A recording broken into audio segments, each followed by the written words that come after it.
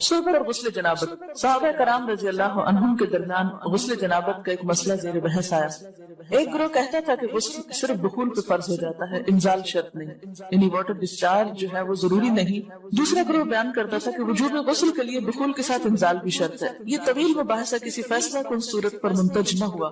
آخر قرار پایا کہ ام المومنین حضرت عائشہ رضی اللہ عنہا سے دریافت کیا جائے۔ حضرت عائشہ نے کہا کہ رسول اللہ صلی اللہ علیہ وسلم نے فرمایا اذا جلس بین شعبها الاربع ومس الختان الختان فقد وجب الغسل، جب مرد عورت کی چار شاخوں کے درمیان بیٹھ جائے اور اس کا محل ختنہ عورت کے محل ختنہ کے ساتھ مس کرے تو غسل واجب ہو جاتا ہے۔ تو مسئلہ یہ ثابت ہوا کہ صرف دخول پر مرد اور عورت جنبی ہو جاتے ہیں اور ان پہ غسل واجب ہو جاتا ہے، انزال یعنی منی کا نکلنا شرط نہیں۔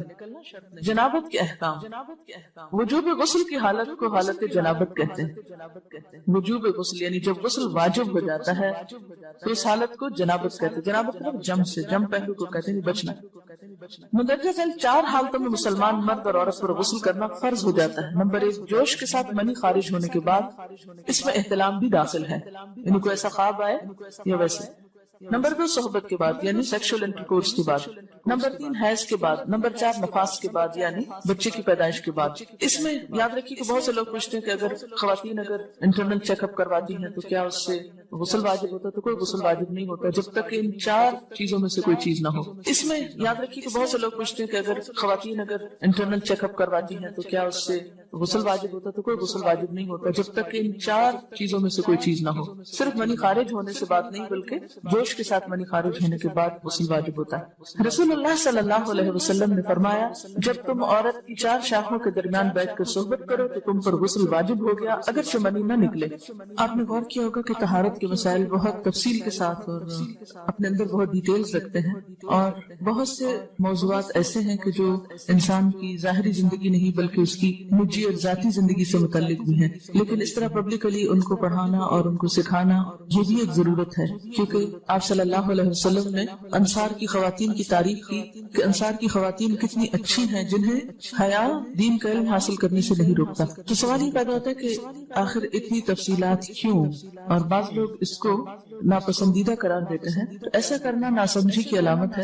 ہم دیکھتے ہیں کہ انسان اگر اللہ کے بتائے ہوئے طریقے کے مطابق زندگی بسر کرتا ہے تو اس میں خیر ہی خیر ہے، اور وہ صرف خیر اس کی اپنی ذات تک نہیں رہتی، بعض اوقات دوسروں کی بھلائی کا ذریعہ بھی بن جاتی۔ عورت کو بھی احتلام ہوتا ہے۔ ام المومنین حضرت سلمہ رضی اللہ عنہا روایت کرتی ہیں کہ حضرت ام سلیم نے رسول اللہ صلی اللہ علیہ وسلم سے کہا اے اللہ کے رسول، یقیناً اللہ حق سے نہیں شرماتا، یعنی حق بات اور ایک ضروری بات جو ہے اس کو واضح کرنا ضروری ہوتا ہے، اور اس معاملے میں شرم سے کام نہیں لینا چاہیے، کہیں ایسا نہ ہو کہ انسان انجانے میں غلط کام کرتا رہے۔ تو یہ کہہ کر انہوں نے مسئلہ پوچھا کیا عورت پر غسل ہے جبکہ اس کو احتلام ہو؟ آپ نے فرمایا ہاں، لیکن جب پانی کا نشان دیکھے یعنی منی دیکھے۔ اس پر حضرت ام سلمہ نے شرم سے منہ چھپا لیا اور عرض کیا اے اللہ کے رسول، کیا عورت کو بھی احتلام ہوتا ہے؟ آپ نے فرمایا ہاں ہوتا ہے، تیرا داہنا ہاتھ پاک آلود ہو، یعنی ایک پیار کی ڈانٹ تھی، اور اس میں ہو سکتا ہے کہ مزاج کا فرق ہو، بعض خواتین کے ساتھ ایسا نہ ہو اور بعض کے ساتھ ایسا ہو، لیکن اس میں جو اصل چیز ہے وہ ایکسیسو واٹر ڈسچارج ہے۔ اس میں کہیں ایسا نہ ہو کہ لیکوریا وغیرہ کے ساتھ اس کو ریلیٹ کر دیا جائے، دونوں چیزوں میں فرق ہے۔ اور احتلام جو ہے وہ سوتے وقت ہوتا ہے، یعنی سو کر اٹھنے پر اگر انسان اپنے کپڑوں پر زیادہ ڈسچارج دیکھے، خواہ کوئی خواب یا کوئی فیلنگ یاد نہ بھی ہو، تو پھر غسل کرنا ضروری ہے۔ معلوم ہوا کہ عورت یا مرد نیند سے اٹھ کر اگر تری یعنی نشان منی دیکھیں تو یہ احتلام کی علامت ہے، لہٰذا ان پر غسل کرنا فرض ہو جاتا ہے۔ اور اگر احتلام کی کیفیت انہیں یاد ہو لیکن نشان نہ پائیں، یعنی خواب یاد ہے لیکن کوئی سامنے علامت نہیں، تو غسل فرض نہیں ہوگا۔ ایسی صورت میں شک کی ضرورت نہیں ہے کہ نہیں وہ میں نے خواب دیکھا اور مجھے خواب بالکل صحیح یاد ہے تو مجھے نہانا چاہیے، نہیں، محض خواب پر نہیں نہایا جائے گا جب تک کہ فزیکلی کوئی ایسی چیز سامنے دیکھی نہ جائے۔ حضرت ام سلمہ روایت کرتی ہیں کہ میں نے کہا اے اللہ کے رسول صلی اللہ علیہ وسلم، میں اپنے سر کے بال خوب مضبوط گونتی ہوں، کیا میں انہیں غسل جنابت کے وقت کھولا کروں؟ آپ نے فرمایا ان کا کھولنا ضروری نہیں، تیرے لیے یہی کافی ہے کہ 3 لپ پانی اپنے سر پر ڈالے، پھر اپنے سارے بدن پر پانی بہائے، بس تو پاک ہو جائے گی۔ یعنی بالوں کی جڑیں بھیگنا، سکن بھیگنا ضروری ہے، سارے بال کھولنا ضروری نہیں ہے۔